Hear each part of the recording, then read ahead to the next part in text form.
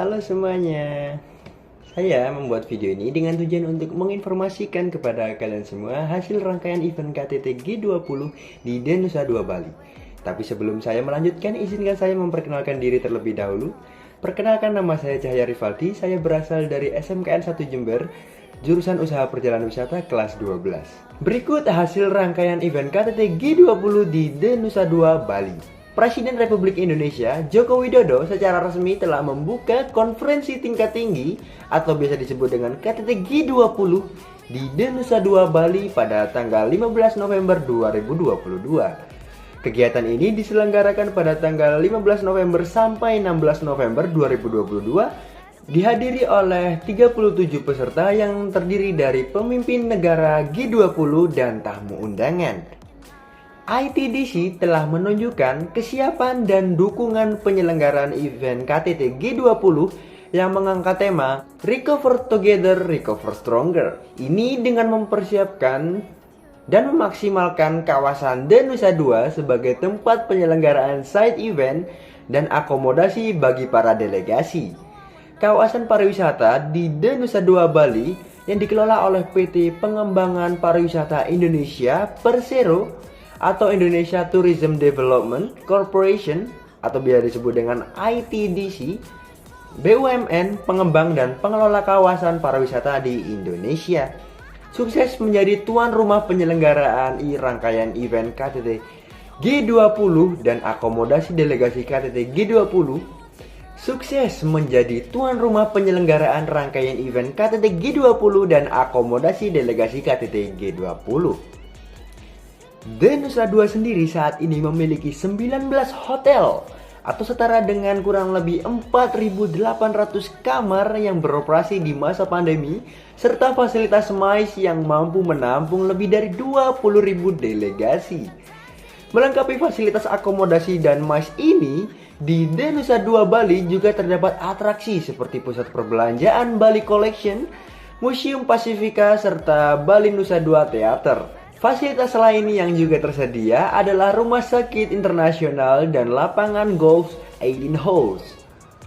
8 hotel di kawasan Denusa Dua telah masuk dalam daftar 23 hotel yang disiapkan oleh Kementerian Pariwisata dan Ekonomi Kreatif untuk akomodasi para delegasi.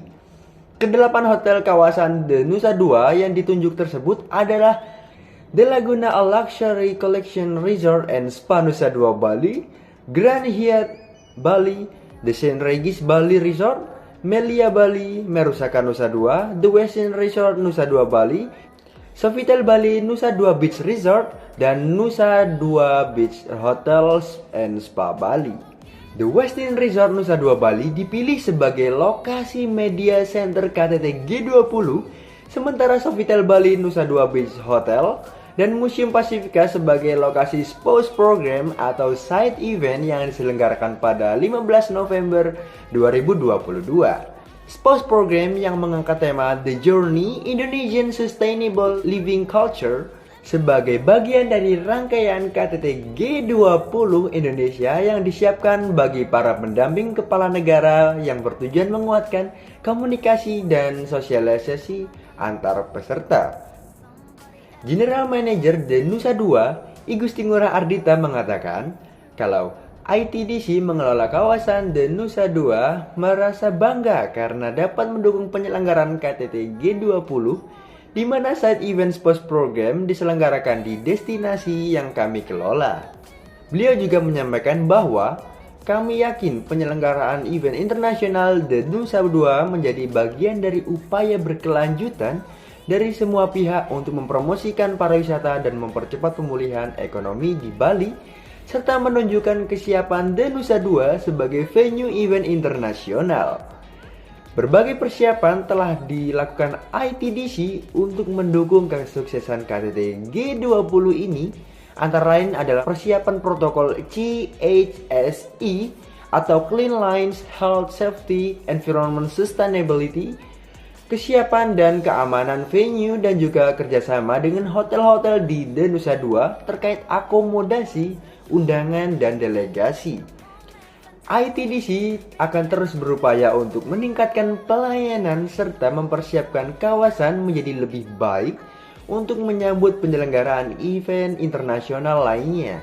Di mana dengan melihat event yang diselenggarakan di kawasan kami akan menggerakkan minat event organizer, pemerintah maupun stakeholder untuk menyelenggarakan aktivitas MICE bergengsi lainnya di kawasan Denusa II. Cukup demikian informasi yang dapat saya sampaikan. Mohon maaf sebesar-besarnya atas kekurangan sewaktu menyampaikan. Saya Jaya Rivaldi undur diri dan sampai jumpa lain waktu.